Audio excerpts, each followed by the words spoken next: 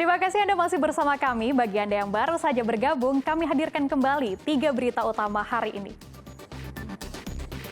Pastikan stok beras cukup dan bantuan tepat sasaran. Presiden Joko Widodo memantau distribusi beras bantuan untuk keluarga penerima manfaat. Tingginya harga gabah membuat usaha penggilingan padi di Boyolali mati suri. Diduga karena sopir mengantuk, sebuah mobil terjun bebas ke sungai di Sukoharjo, sehingga sopir meninggal di tempat.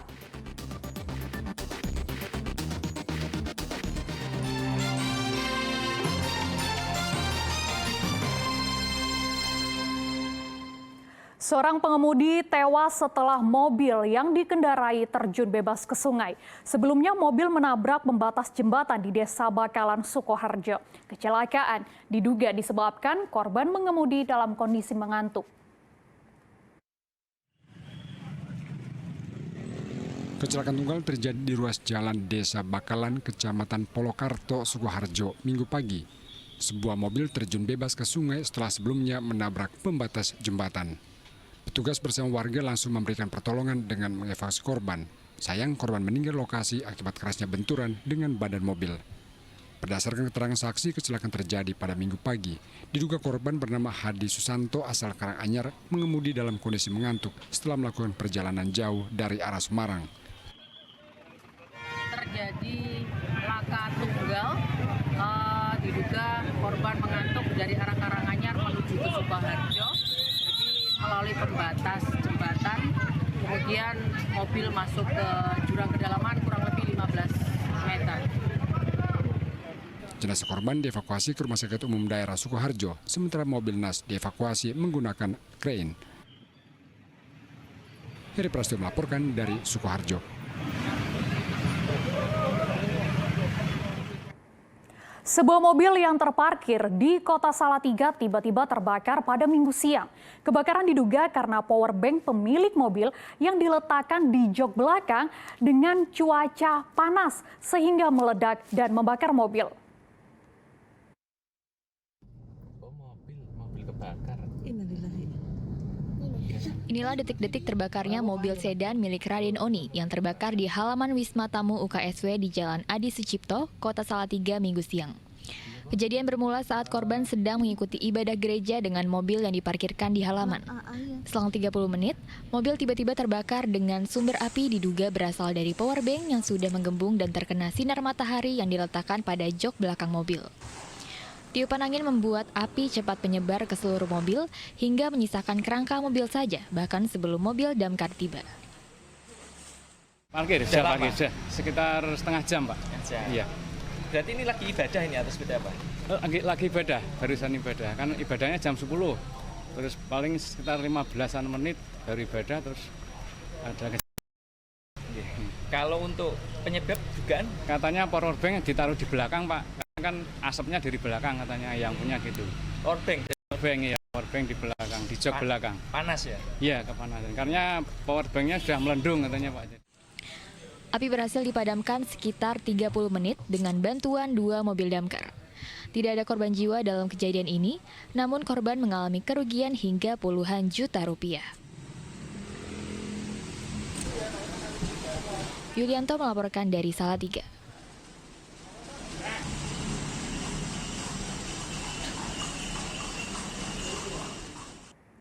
Polda Jawa Tengah menggelar kegiatan sinergitas dengan pihak terkait menyambut pemilu 2024. Kegiatan ini untuk mencegah pelanggaran dan penyelewengan dalam tahapan pemilu.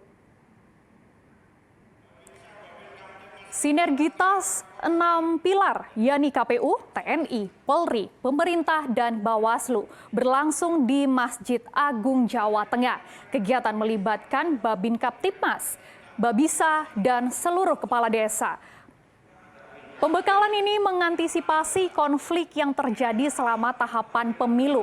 Selain itu, seluruh anggota Babin Kaptipmas, Babinsa bersama pemerintah desa atau kelurahan dapat bersinergi meminimalisir terjadinya gangguan dalam pemilu 2024. Pihak KPU Jawa Tengah, forum 6 pilar ini diharapkan dilakukan secara rutin untuk mempererat kebersamaan dan sinergitas. Sinergitas ini diharapkan berlangsung hingga struktur paling bawah.